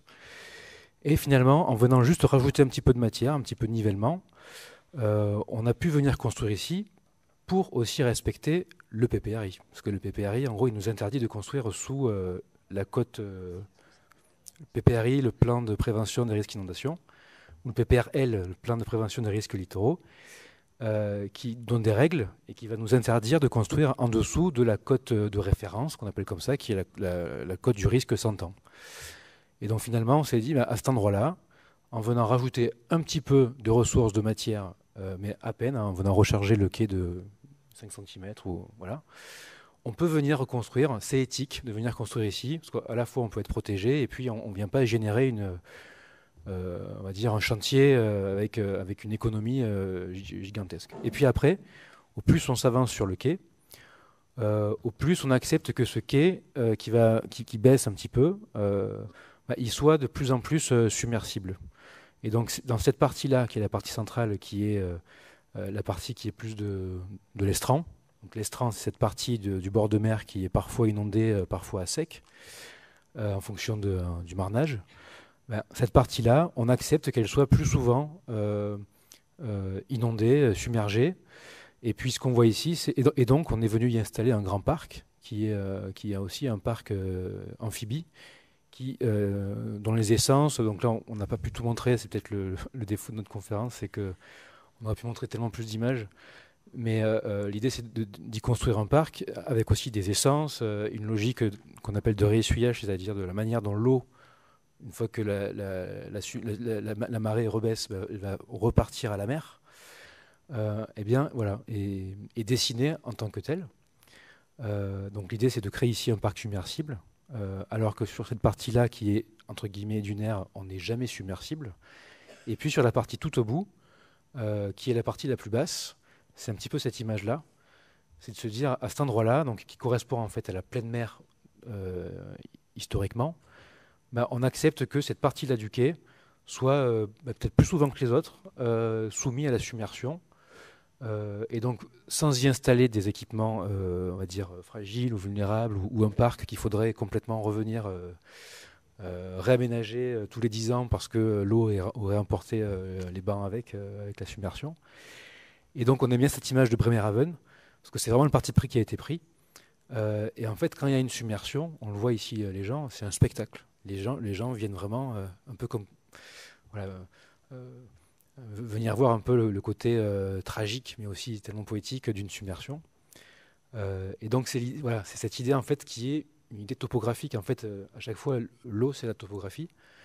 Et en fait là, voilà, ce séquençage qui est originel, qui est historique, en venant réadapter la topographie, vient régénérer des milieux qui sont soit bâtis, soit plantés ou en espace public, ou soit même un petit peu laissés à la mer. Donc peut-être que c'est plus clair expliqué comme ça, mais c'est parce que, enfin voilà, on a peut-être manqué d'images. On voulait un peu rester dans un temps limité. Voilà. Merci. Est-ce qu'il y a d'autres questions? Oui. Peut-être on pose les deux. Oui. Une là. 3 questions. Bonsoir. Je ne sais pas si vous m'entendez bien. Vous avez dit que vos projets étaient des projets de longue haleine et qu'il y avait une certaine frustration de ne pas les voir sortir de terre. Comment vous gérez cette frustration? Et j'avais une deuxième question. Vous avez évoqué ça, je crois que c'est sur le projet de La Rochelle. Vous avez eu des rapports du GIEC qui étaient différents. Donc je suppose que ça vous a obligé à retravailler vos projets. Et comment, justement, sur des projets de longue haleine, je ne sais pas si c'est sur l'ordre de 5, 10 ans ou plus, il y a forcément des choses qui vont changer par rapport à la donne de départ. Comment ça se passe? Une question peut-être, on prend tout de suite les deux autres, comme ça on peut voir si elles sont proches ou non. Ok. Moi, je me demandais si vous pouviez juste réexpliquer très rapidement le modèle économique sur, je crois que c'était le projet à Toulouse sur l'Agri-Parc. Ouais. L'histoire de la rentabilité des logements, du bailleur qui a ensuite réinvesti dans le maraîchage. Et aussi, vous disiez que c'était des parcelles où l'on ne savait pas quoi en faire. C'était quoi comme genre de parcelle avant? C'était une friche? C'était une zone naturelle? Il y avait de la biodiversité? Est-ce que c'était des lieux de rétention d'eau? Voilà, j'avais juste ça. Et aussi au début, vous avez dit, dernière question, promis, que pour ce projet-là, pour le projet de Cherbourg, il fallait mettre tout le monde d'accord. Est-ce que c'est ça pour vous le rôle de l'architecte aujourd'hui, de réussir à mettre tout le monde d'accord? Donc 3 questions par personne, donc ça fait à peu près 6. Elles se recoupent. Il y a la question de la gestion déjà en termes d'agence, de concepteur, comment on gère cette longue durée et la frustration. Et ça se recoupe avec les questions dans les projets. Comment... Alors, je vais commencer par répondre. Bon, la frustration, elle peut être à 2 niveaux. La première, qui est celle de mettre du temps à commencer à vraiment construire. Ça, c'est une frustration qui petit à petit disparaît parce que là, on a des projets qui rentrent en chantier. Voilà. Ça, c'est la vie d'une agence. Donc, c'est l'histoire, on va dire. Après, la frustration que, par exemple, le plan guide qu'on a montré ici, on ne maîtrise pas tout à fait comment il est ensuite récupéré, géré. Alors, je vais le remontrer. Récupéré, géré, défendu par les élus. Oui, mais ça, en fait, c'est une frustration qui est propre à tous les métiers de l'urbanisme, en fait. Je parlais à un programmiste la semaine dernière avec qui on travaille sur l'Orient, qui me disait, moi, en 15 ans de travail, donc là c'est de la programmation plutôt pour des grands projets urbains, il dit, j'ai vu un projet se construire. Donc ça, en fait, il faut accepter qu'on fait de l'urbanisme, et donc je le dis, si certains d'entre vous sont intéressés par aller faire le DSA ou autre, ou embrasser ces questions-là, il y a quand même beaucoup d'études qu'on fait et qui, en fait, c'est un lieu commun, mais finissent dans les cartons ou finissent par ne pas se faire parce que ce bout de carte là fait 1800 hectares avec 4 collectivités, avec plein de propriétaires fonciers différents. Donc en fait c'est compliqué et donc il faut accepter que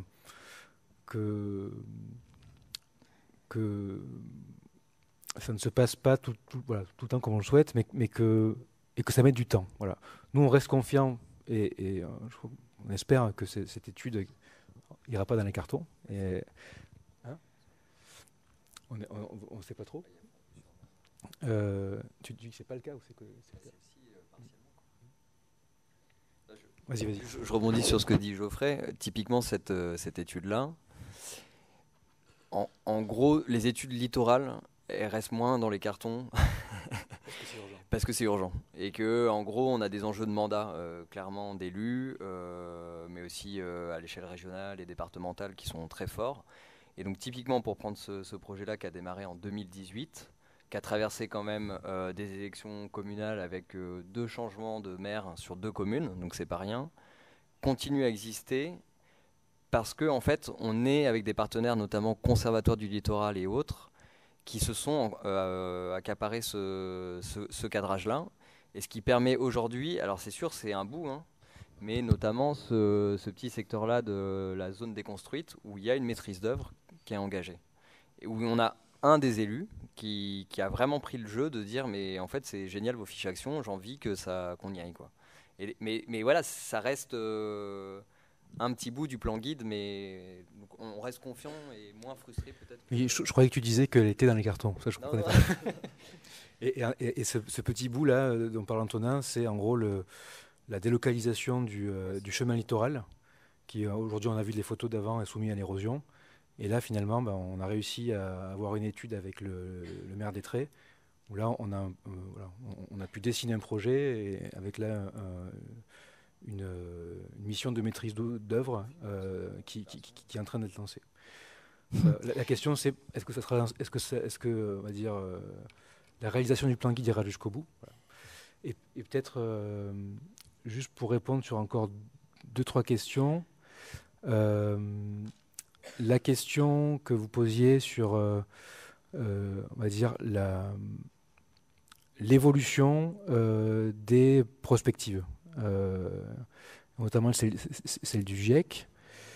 En fait, donc si je vais revenir sur Cherbourg, ici, donc quand je disais que les bâtiments ils sont construits au-dessus d'une cote de référence qui est celle de 2100, qui prend en compte 1 mètre d'élévation du niveau des mers. Donc voilà, donc elle est, on va dire, elle est réglementaire par rapport au PPRI actuel. Mais en fait, la question qu'on s'est posée, c'est pour ça qu'on a fait ce travail de couple là, et de se poser la question des différentes approches qu'on peut avoir. On s'est dit, qu'est-ce qui se passe finalement si après-demain, c'est pas 1 mètre, mais c'est 150 cm voilà. Et donc c'est là où nous, ce qu'on défend, et en gros là, donc ce projet, là on est passé de l'étude urbaine, là en ce moment il y a une étude complémentaire foncière et juridique pour déboucher sur en gros une ZAC, une ZAC ou certainement une ZAC. Quand on a fait notre étude qui était préopérationnelle, on a proposé de faire, alors ça va être du jargon, mais vous allez l'entendre en tant qu'étudiant, un CPAU, donc un cahier des prescriptions architecturales urbaines, qui est un document dans tout projet urbain, on remet aux architectes qui vont construire pour construire leur lot, leur logement, et aux promoteurs. Et nous, on a proposé de faire un CPAU plus R, c'est-à-dire qui est résilient, et qui vient proposer de prévoir dans la conception des bâtiments le fait qu'ils puissent, dans l'avenir, s'équiper pour être résistants ou résilients à des lames d'eau qu'aujourd'hui, on ne prend pas en compte.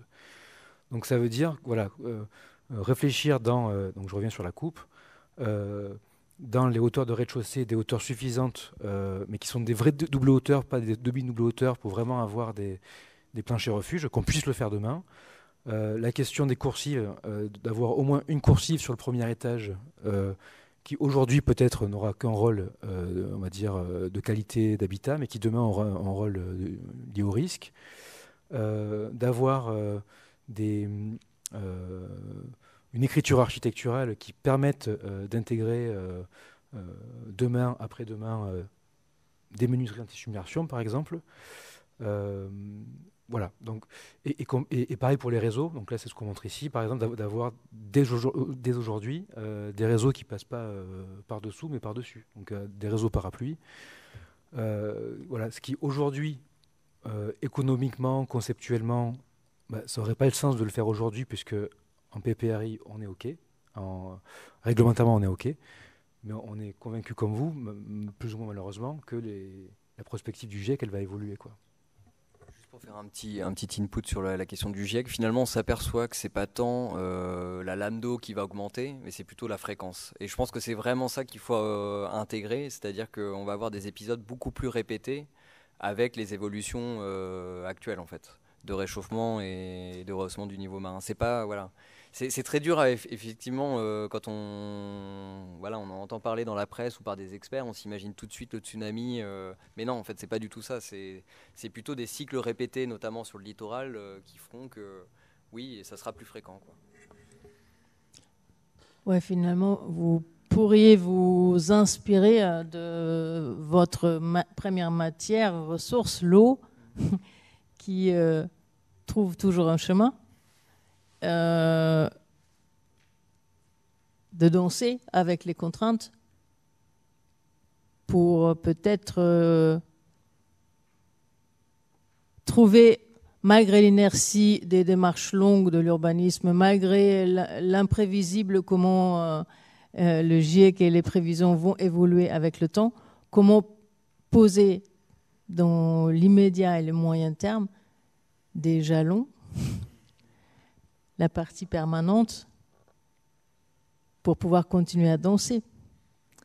Et ça renvoie à votre première question, qui en fait n'en est pas vraiment une, je trouve, quand vous posez la question est-ce que on peut encore construire? Moi, j'entends plutôt comment on intervient. Et on n'a pas le choix de ne pas agir.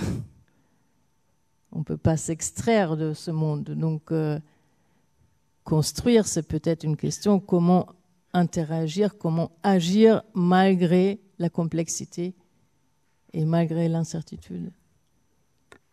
Et alors peut-être juste pour réagir à ce que tu viens de dire et après pour répondre à l'étudiant dont j'oublie pas les questions, mais c'est aussi quand même, moi je trouve, la question de ne pas construire, parce que là par exemple, on l'a pas montré aujourd'hui, ce serait bien de le montrer dans des futures conférences, on ne les a pas encore présentées, mais on est aussi assistant à maîtrise d'ouvrage. Donc ça c'est un autre métier pour les étudiants d'architecture, dont vous pourrez vous emparer plus tard. C'est-à-dire, on peut être concepteur, on peut aussi conseiller les maîtrises d'ouvrage et donc la force publique. On a assisté à la maîtrise d'ouvrage à Nice, dans la plaine du Var, qui a été extrêmement mal aménagée depuis 50 ans, où il n'y a aucune cohésion.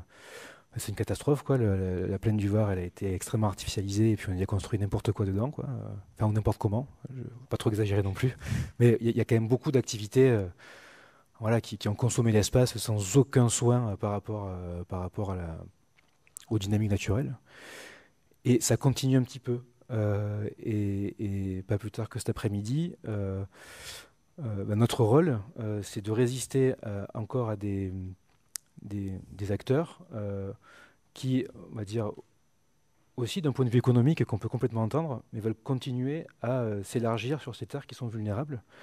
Et là où, pour le coup, nous, on peut estimer que c'est peut-être plus éthique aujourd'hui de continuer à densifier ces espaces-là. Donc en tant qu'architecte, je pense que dans nos missions, alors ça peut être en tant qu'urbaniste, mais aussi en tant qu'architecte, parfois on peut aussi conseiller ou essayer d'influer fortement des décisions politiques pour ne pas construire.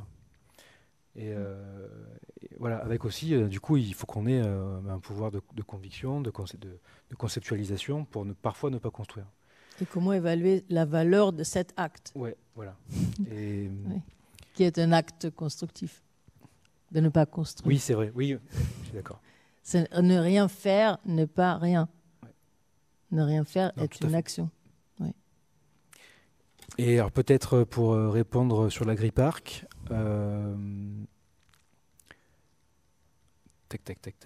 voilà.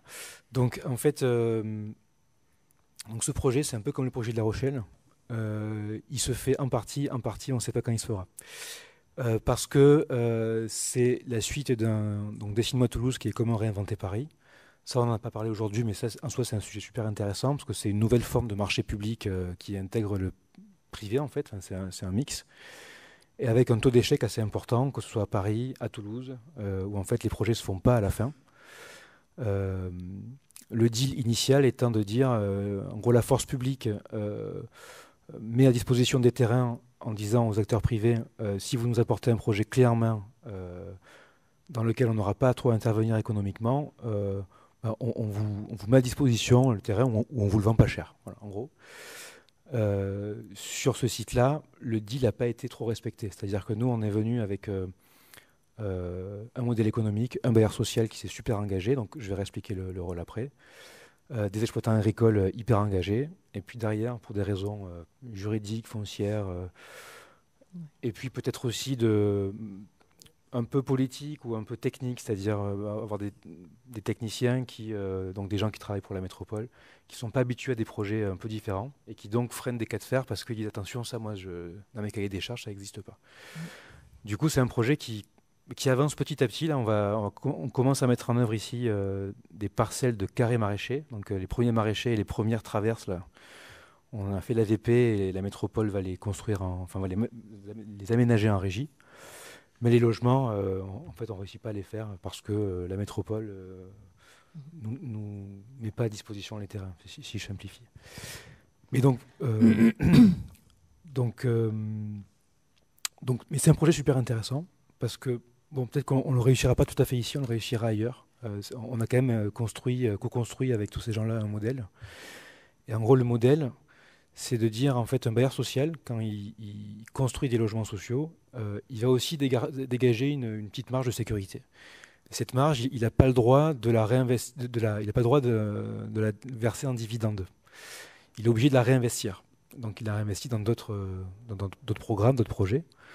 Et donc là, l'idée, c'est de dire, moi, je vais faire une vingtaine de logements sociaux, je vais en réserver une dizaine, vraiment pour des maraîchers qui vont habiter ici. Et voilà, cette petite marge, je m'engage à la verser sur l'aménagement de l'agri-parc. Et donc, c'est hyper intéressant, parce que là, j'ai simplifié dans ma présentation, mais en fait, la marge, elle permet de payer une partie des aménagements. En fait, pas tous, parce que si on voulait se payer tous les aménagements, il faudrait construire encore plus de logements. Pour en faire plus, il faudrait monter plus haut. À Toulouse, le PLU est hyper restrictif. On ne peut pas monter beaucoup plus haut à cet endroit-là que R+2. Donc parfois, voilà, il y a des questions. Le règlement du PLU fait qu'à la fin, notre modèle économique, il a une limite. Mais donc voilà, je ne sais pas donc, si tu as bien compris l'idée, mais qui de culture générale n'existe pas ailleurs. C'est-à-dire de dire qu'un bailleur social s'engage à financer des travaux d'aménagement agricoles qui sont, en plus des aménagements, on le devine un petit peu sur ces images, qui ne sont pas des aménagements vraiment pérennes au sens d'une place de centre-ville. Ces aménagements, en fait, c'est un chemin agricole avec un revêtement qui est en briques de terre concassée qu'on va récupérer chez les briquetiers locaux qui vendent à pas cher des gros bacs-sacs de tuiles concassées. Et donc, pour un aménageur, mettre en œuvre des chemins agricoles, c'est très bizarre, quoi. Pour un aménageur, pour un bailleur social.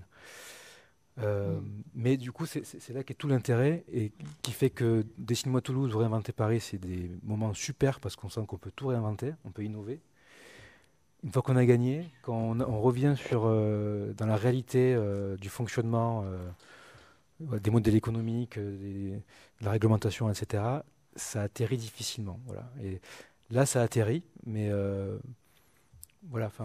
doucement, parce que par exemple, les premiers cheminements dont je parlais, la première partie de l'agri-parc, qui est ici, Justement, il a fallu mettre en œuvre ces fameux chemins agricoles.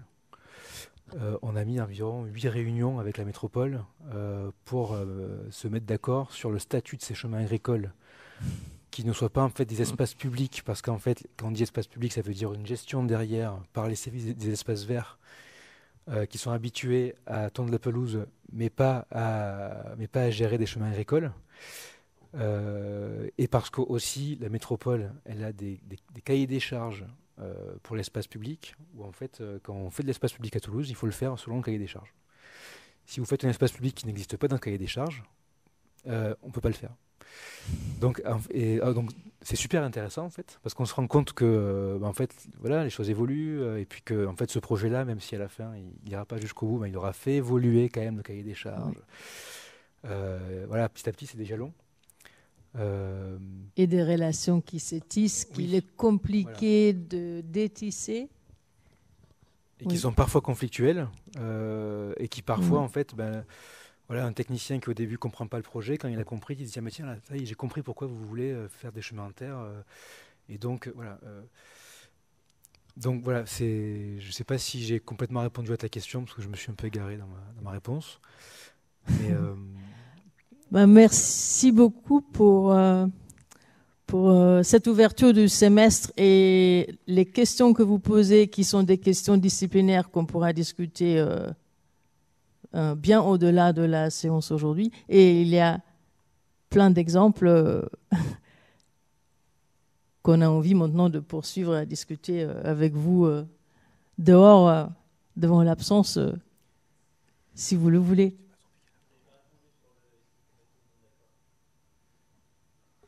C'est impossible.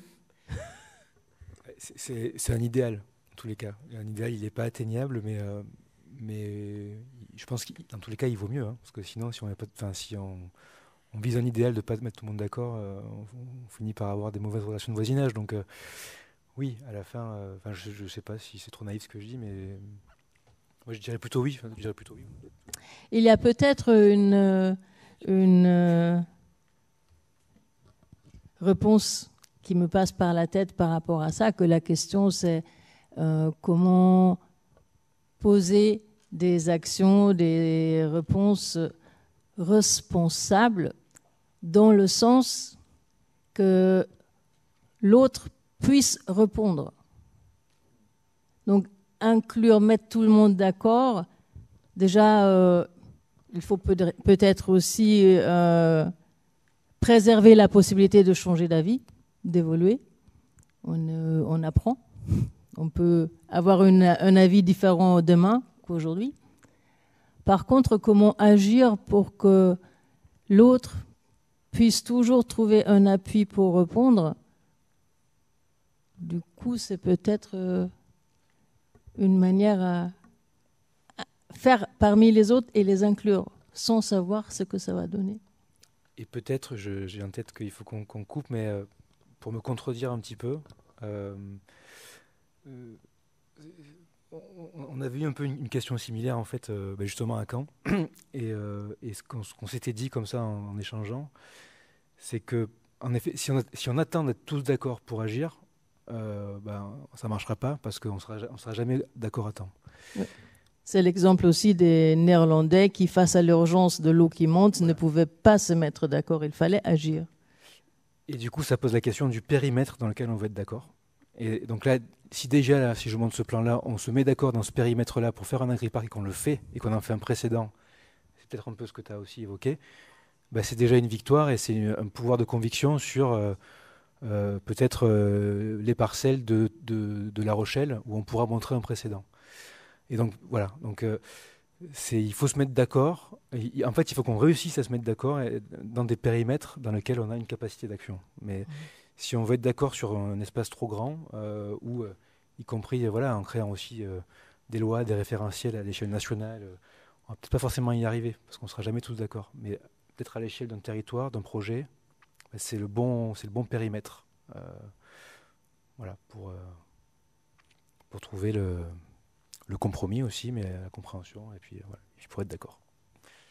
Je suis désolée de devoir vraiment couper parce que la lumière va s'éteindre d'ici quelques minutes. Merci à tout le monde Et Et merci à vous aussi. Merci beaucoup.